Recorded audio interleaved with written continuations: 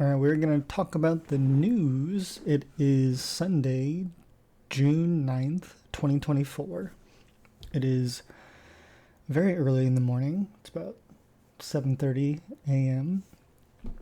And who was born today? It was none other than, well, it's kind of in a controversy right now, but Johnny Depp, Natalie Portman, who I love, probably my favorite on the list right now, Abraham Papula, who's from that new Atlas movie with Jennifer Lopez. He was pretty good in this. Oh, he was in Andor, which I did not see. He was also in Cruella. And The Curse? Wait, The Curse? Oh, I thought that was the Nathan Fielder one. Okay, never mind. Mae Whitman, who plays, I believe she's in Scott Pilgrim. Right? Oh, come on. Was she not in Scott Pilgrim? She was in Scott Pilgrim. She was not. No. Dude. When did that movie come out?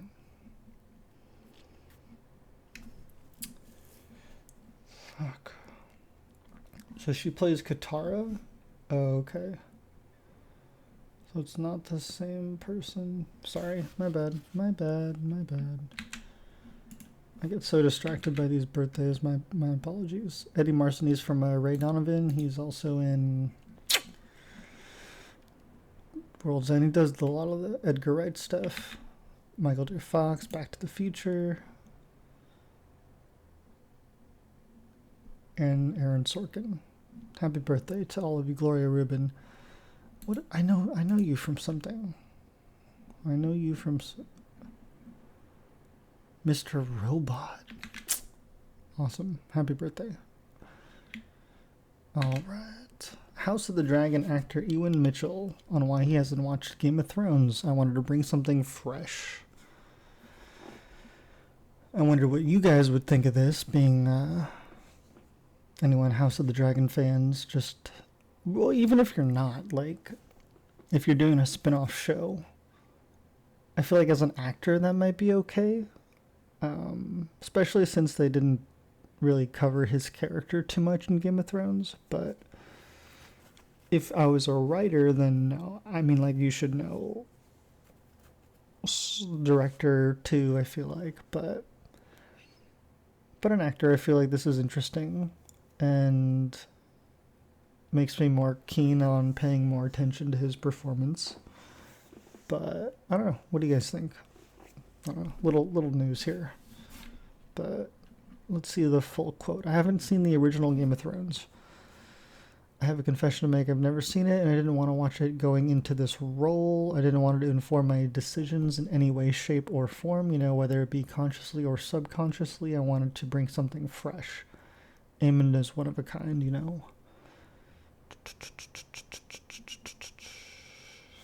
Interesting. Okay. I don't know. Again, what do you guys think? I haven't watched this yet, but I just wanted to say Anthony Mackie and Tyler James Williams, aka Captain America and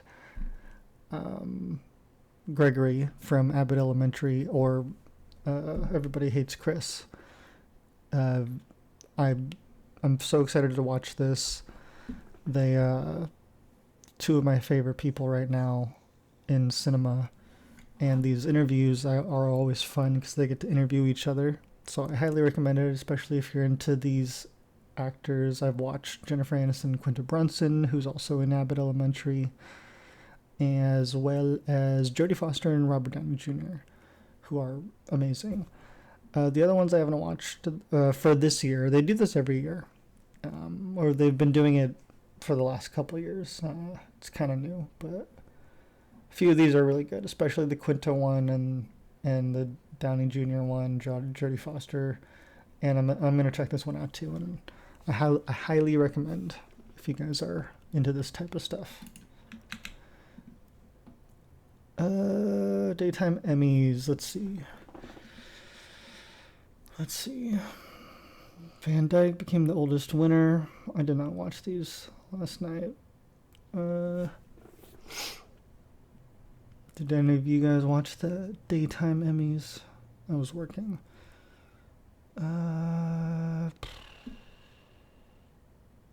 Oh, General Hospital one. Kelly Clarkson, Entertainment Tonight, Be My Guest.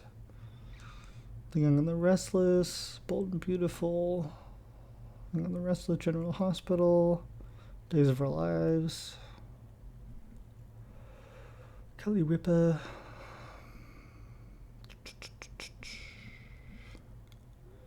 So much General Hospital. Oprah, The Dads. Yeah, it's not really my forte. I don't really watch this type of television. But, I don't know. If you guys do, let me know. Is there any good ones out there I should check out? Okay, I'm a Lord of the Rings fan, and I wanted to read this. Ian McKellen on reprising Lord of the Rings Gandalf character in Gollum movie, If I'm Alive. Poor guy. In a new interview, he addressed... there's no script, there's no offer, there's no plan. If I'm alive. I guess that's the only quote we get from Ian McKellen. Sir Ian McKellen, as he has been knighted by the Queen. My apologies, good sir. Slash Magneto. Alright. I don't watch Doctor Who. I've never watched Doctor Who, but I thought this was cool. This is always important, the representation, and seeing this definitely caught my eye. Doctor Who makes history with this first ever same-sex kiss in 60 years. Only thing that makes me sad is that it took this long. Like, this shouldn't be news. This should just be the norm. And, like, this should have been happening back then. But sadly, it was not. It's just a sad wake-up call as how far behind we are. Alright, iTunes Top 10. Hello, child. Last time we checked, Godzilla -1 was number 1. Very fittingly. And Civil Wars 2. Now, I think Godzilla -1 dropped probably because of its availability on Netflix, which makes a lot of sense because a lot of people have Netflix. I just think this came out right before its release on Netflix, so people jumped on this, and it's also just a really great movie. I definitely think it should be at number 1 over probably all of these ones that I'm seeing. But yes, what do you guys think? What is your number 1? What have you guys been watching? Have you guys watched all of these? Do you have any favorites? Alright, so Bad Boys. Let's see. Sorry, I meant to start with this one. Sony puts summer back on track as Will Smith and Martin Lawrence's Bad Boys Ride or Die clocks 56 million opening Sunday AM update. I believe it was... So this was a $100 million budget. The last one was 90 million. And the last one made... It was like the most profitable of the Bad Boys of the Bad Boys movies. I think they had predicted this one to be about 40. Yeah, they tracked it to be 40, but it is also ahead of its initial 50, which they did update it to 50, but then it hit 56, which is really cool. And I think, let's see, for opening weekend, 56, yeah. Bad Boys for Life got 62. Bad Boys Ride or Die still beat Bad Boys 1 and 2 for opening weekend at least. And budgets here are insane. Keep in mind this was 1995. 8 years later, the budget is insane, and the reason they had so many rewrites on this, there was a lot of issues, and that definitely made the costs go up, and it was not as big of a profit that time around. But hey, 17 years later, they were able to pull it off with 90 million, and again, remember, inflation, 1995. It was probably like 40 or 50 equivalent. I don't know. But again, Bad Boys for Life, Bad Boys 3 was the most profitable. Still reigns the highest. But keep in mind this one also came out right towards when I think restrictions were lifting for COVID. So it it's an interesting time, and maybe people were really. I didn't see this when this came out. I don't know why. I should have, but I'm curious why this one did so well at a time when COVID was going on. I don't know. What are your guys' thoughts? But had a great Saturday, 19.5 million, down 10% against previews. First day of 21.6 million.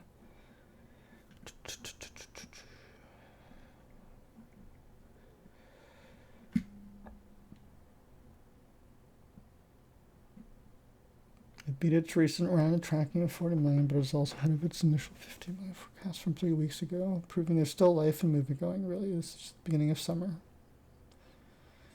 That Friday to Saturday, keep in mind where all the other summer movies have not been hitting predictions or projections, I should say.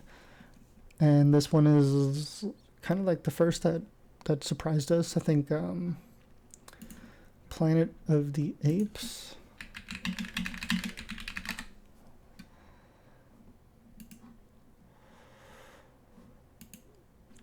What is the new one?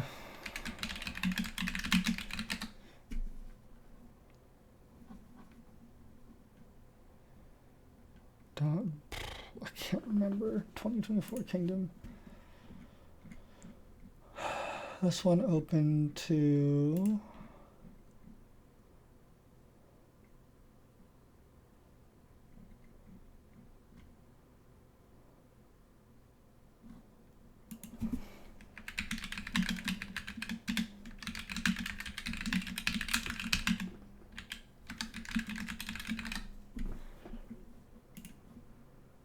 Okay, Kingdom opening weekend 58. Dang. Okay. War was closer to this most recent Bad Boys. Okay. So I've been noticing Kingdom of the Planet of the Apes doing decently, even though it wasn't my favorite, but it was kind of a summer movie, but I think they expected this one to do better. I forget what the projections were for this one. Maybe it was like 65, and it didn't hit that. It's also had a much bigger budget, 60 million more. All right.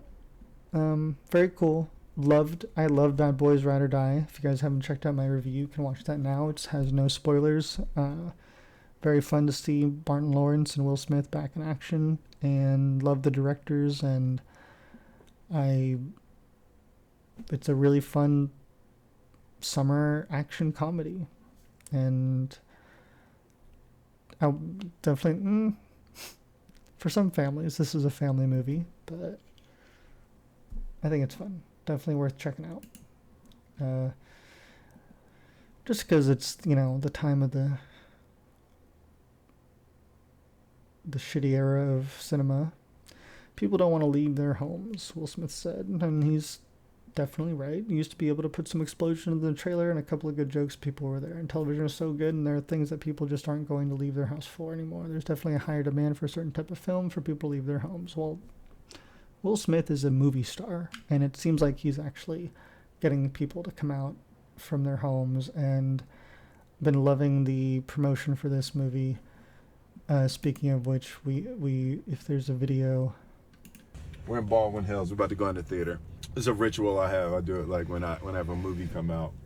Friday, Saturday, and usually a matinee on Sunday. I go into theaters. Damn, let that motherfucker cook the chicken.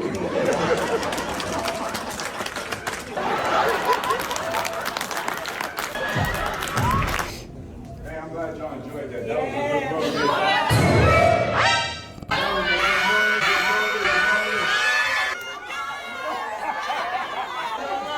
Next day.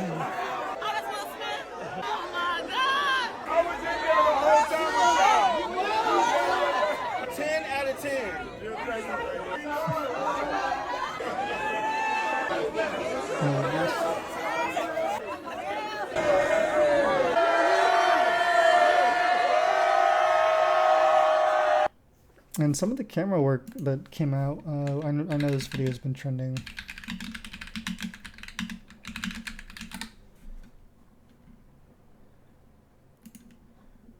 Let's see if it'll play here. Hello, hello, ads.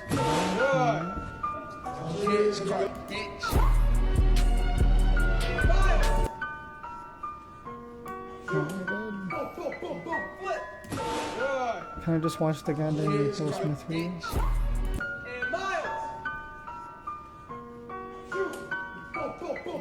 Yeah, releasing this was fun because it definitely helps get you excited for the movie, and this was a very cool shot, and they had, like I said in my review, they really have a lot of fun with the experimentalness of Bad Boys, and these directors have really become comfortable with this franchise and are able to experiment now, which is really fun. But yeah, if you guys haven't checked out Bad Boys, see it while it's in theaters. Because next week we'll be getting Inside Out 2. And a few movies here. I don't know. We got a Lena Dunham movie. Alicia Vikander, who I like, and Jude Law. So many white people. Because then after that, towards the end of the month, we'll be getting The Bike Riders, which I don't think it's going to do that great. I do like Jodie Comer, but it's not one I'm going to be rushing out to the theater for. Tom Hardy, oh my god, so many white people.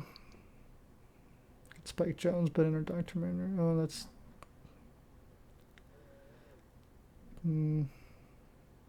So towards the end of June, A Quiet Place Day 1 will, I think, pick things up a little bit. And then the beginning of July, Despicable Me 4 will hit things off. And then it'll pick up with Maxine.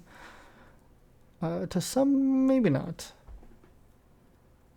To some degree, I think it will. But I feel like this week will definitely need a balance of, like, you know, they should have released something for, like, for the family, you know. This might still, well, it's only 2 days apart. Oh, this is coming earlier? Okay, this is the one that comes, okay. All right. So Despicable Me 4 and Maxine will get as kind of a double whammy. Long Legs with Micah, and then we get the rom-com with Scarlett Johansson and Channing Tatum. And that will lead us into Twisters, and then Twisters will lead us right into Deadpool and Wolverine. And then we'll get, I'm not going to get into August. What are you guys most excited for? I'll definitely be checking out Deadpool and Wolverine, Twisters. I'm excited for the Fly Me to the Moon film. Long Legs. I love Micah and I love Nicolas Cage.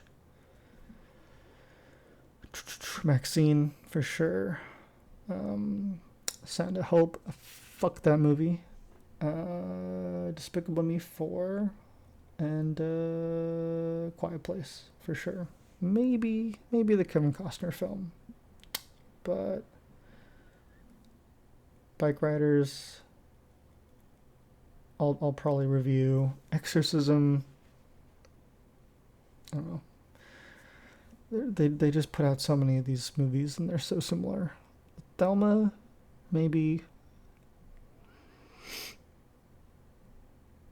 And then Inside Out 2. Again, what are you guys most excited for? What are you guys going to be watching? What do you guys have tickets for? And what do you guys think of Bad Boys? You guys happy that it's doing well?